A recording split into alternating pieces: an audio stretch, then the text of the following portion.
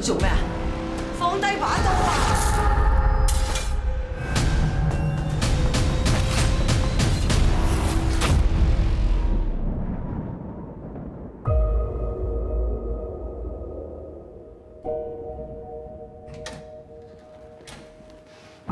梁雅文話佢唔舒服，我哋會帶佢去見醫生，你哋第二日再過嚟啦。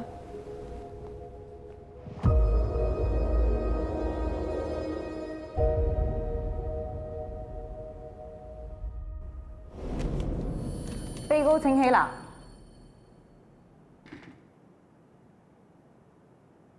本席宣判，被告梁雅文被控一項嚴重傷人罪，罪名成立。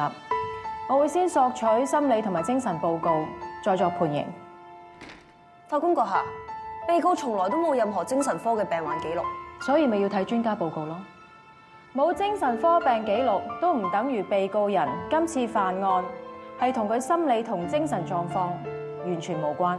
由於報告嘅結果會直接影響判刑嘅輕重，所以我會先索取2份報告，再作判刑。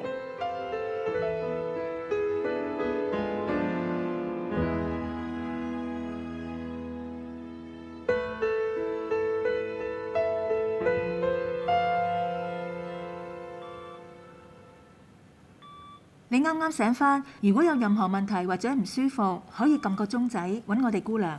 晏少少醫生會過嚟同你再做個詳細檢查。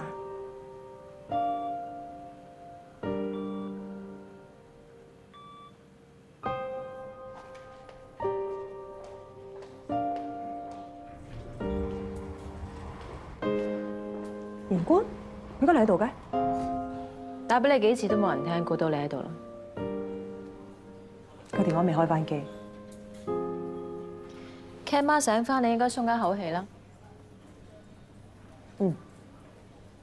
Sorry 啊，我之前一直都冇懷疑阿 Cat 可能係有精神病。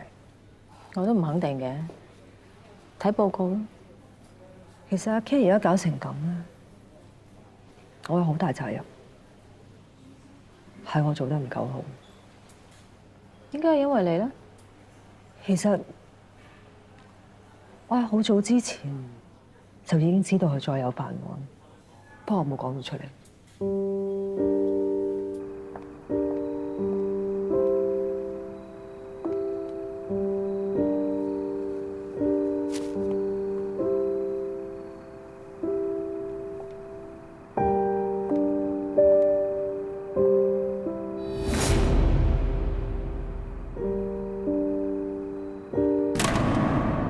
我一直都以為我係就咁開解佢，解開到佢嘅心結，佢就會改過。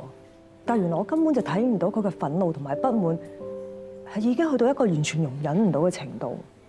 我仲走去幫佢求情，叫鄭官輕判佢，判佢感化力。如果唔係因為我嘅話，阿 Cat 根本就唔會搞件咁大嘅事出嚟。咁你想保護佢都係正常嘅。但係你最後都出嚟指證佢，糾正翻件事啦。我做咁耐感化官以嚟咧，阿 Cat 係唯一一個令我覺得係最成功嘅 case。其實有時做感化官真係好挫折。我哋每日見住啲青少年犯出入，轉頭又犯案，我哋根本乜嘢都做唔到。所以我先會掙扎咁耐，但我都唔講出嚟，係因為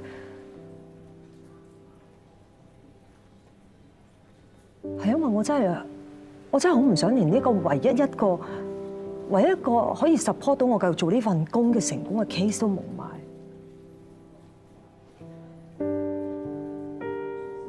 但係我真係好嬲自己，我覺得我自己真係好自私，我真係冇資格做一個感化官。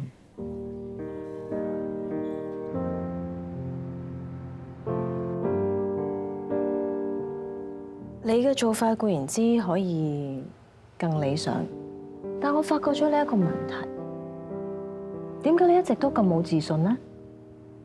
點解你成日覺得自己唔夠好？點解無論發生咩問題，你都將個問題推晒落自己身上呢？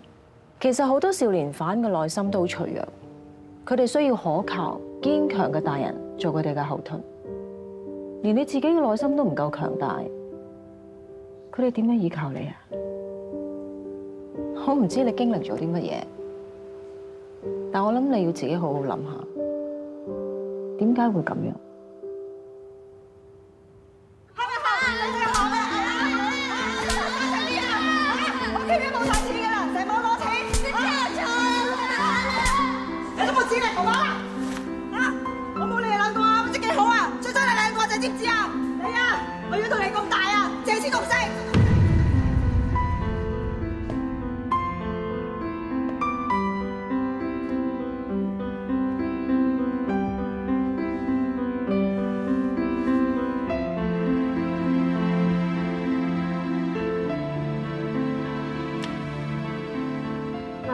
你仲好意思過嚟？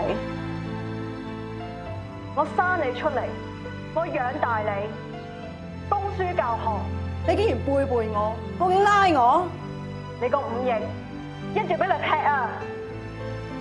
鄭小麗，我問你攞少少錢啫，救命㗎！我冇晒錢啊！我上次唔係俾晒你嘅咩？你離開咗兒童之家，出咗嚟做咁耐，你冇錢？我每個鐘都係得17個半咋，我一個星期踩足7日都係得4000蚊咋。我半工讀，我冇錢食飯啊！我仲邊有錢俾你攞去賭啊？你個忤逆女啊，下馬坐監！如果問你有少少錢喺度唔俾我，呢個人啊，佢忤逆㗎！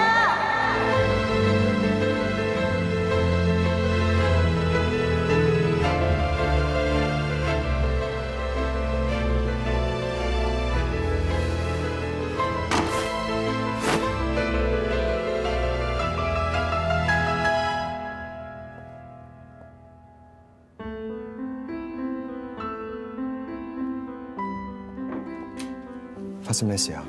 你整親？我諗翻起以前好多嘢。你又諗起嗰個女人啊？唔叫咗你唔好理佢咯。我以為最辛苦嘅日子已經捱過咗，我以為我大過咗之後就乜都唔記得，但原來以前細個嘅嘢一路都喺度。